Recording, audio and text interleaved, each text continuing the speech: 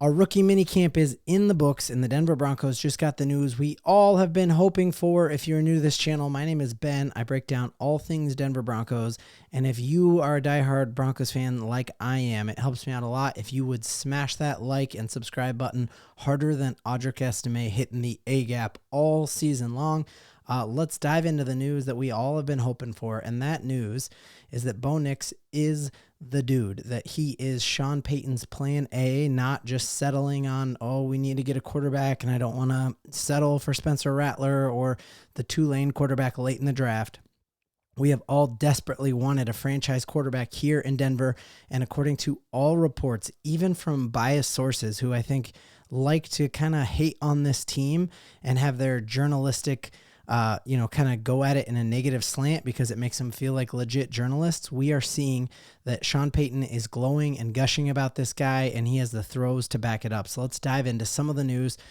We see Zach Payton and DNVR just has one of my favorite quotes from there. They asked Sean Payton, what surprised you after watching Bo throw over these couple days of camp? And he said, nothing. He is exactly what we thought he was going to be.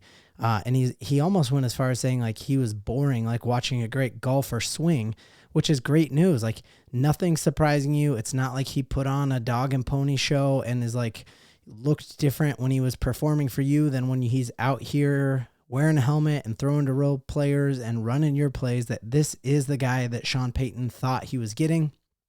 He goes on and says, unbelievable accuracy, especially on downfield throws. Bo hit every single receiver in stride on the money. He's in command of the offense. His arm strength is not a concern. Amazingly, you're also seeing Cecil Lammey just gush about the guy. And the thing that's really cool about reading all of Cecil's tweets is just the fact that the most recent one he said was like, hey, before you just like accuse me of being a Bo Nix guy, remember, I was disappointed with him at the Senior Bowl and I didn't like him.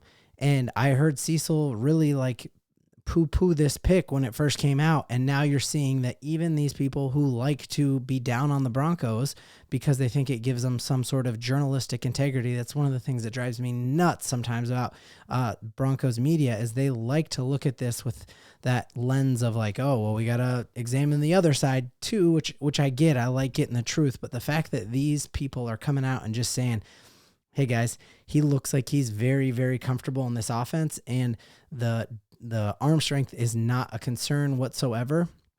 And all of this gushing about Bo Nix, a lot of people in the comments are saying, well, of course Sean Payton is going to say that. What coach isn't going to say that? And I can just remember as clear as day times that the coaches weren't hyping up quarterbacks that we had. And so here was looking back at the quotes made about Paxton Lynch, who we drafted early and shouldn't have. He said, he's got a long way to go. His head is swimming. I think he'll catch up. He's a little inconsistent, had trouble calling the plays in the huddle.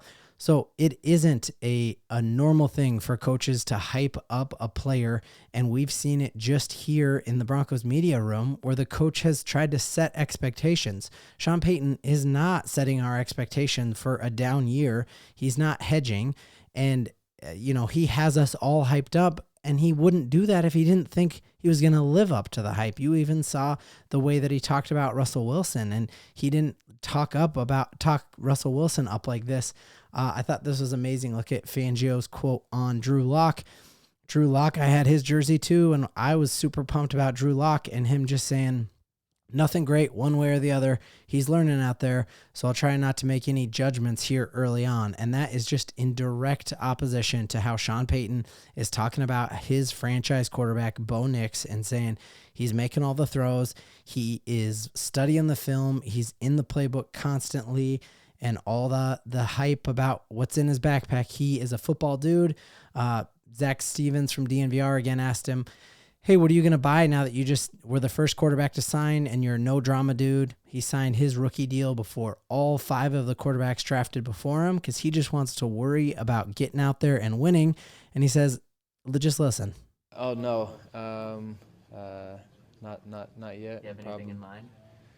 No, not so far. I'm just trying to worry about this offense first.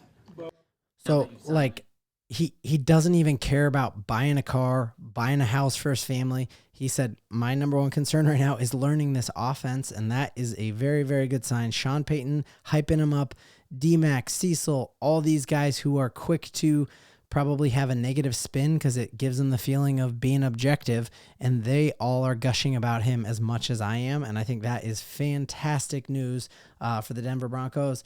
Other news is just the chip on the shoulder with Troy Franklin. He was asked multiple times about, hey, what do you think about people saying you're not all about football? And he went on to say, hey, I've been playing this game nonstop since I was 5, so I don't know how I can be about anything other than football.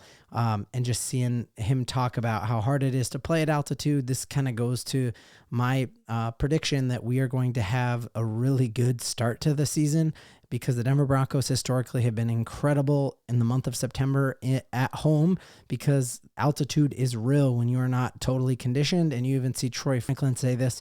Also, as you watch this, what are these muscles called and how do I get them? Because it looks like this dude's wearing shoulder pads just because he's got, are those called dorsimus or trapezius or something? I don't know. My brother's a doctor. I'll ask him, but just watch this. Grab you a little? Oh, of course. Yeah. I'm a California kid, so getting out here, my first day, it got me a little bit, but today was a way better day for me. Yeah, so he talked about first day, running hard at altitude, how different that is. That really bodes well. As the schedule is released Wednesday night, we'll break it down live right here on Sports Talk Denver.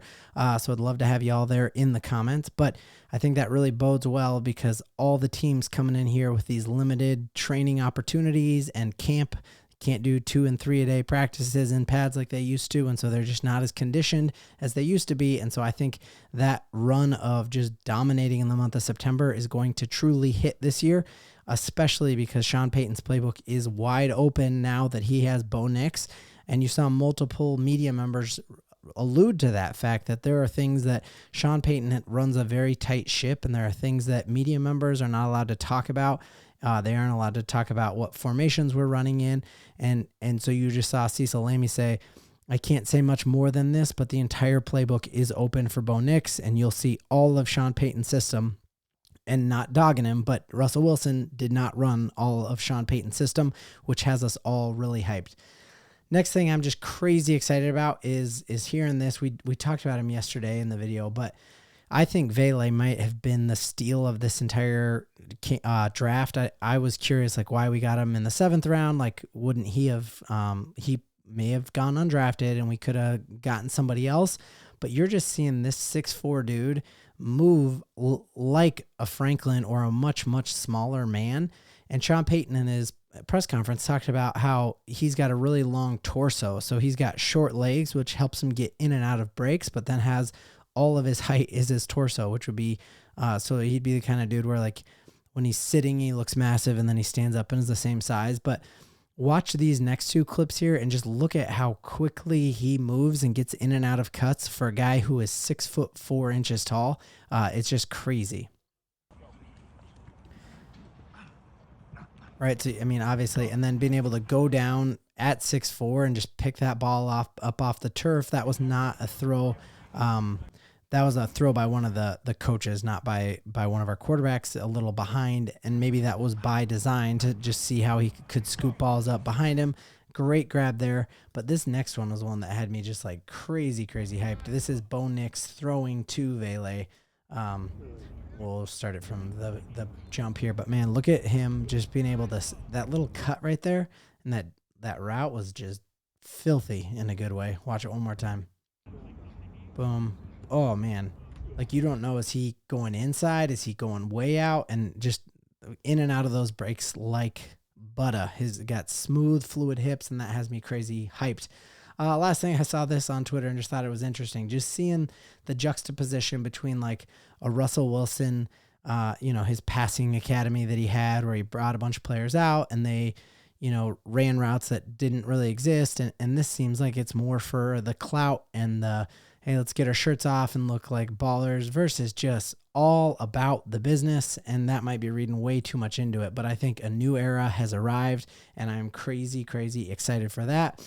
And you just can't watch all of these hype things and not just be crazy excited for what is to come for the Denver Broncos. Yeah, I mean, there we got Vele right there. Boom. We're looking good. The vibes are immaculate, and I think there is a great reason to be excited as Denver Broncos fans. Thank you so much for all of the love, the comments. I read them all. We are about to have tip-off of the Nuggets as they even this series tonight with the Minnesota Timberwolves. Broncos country, giddy up. Hey, last time I sunk that shot, the Nuggets won, so it's going to happen again.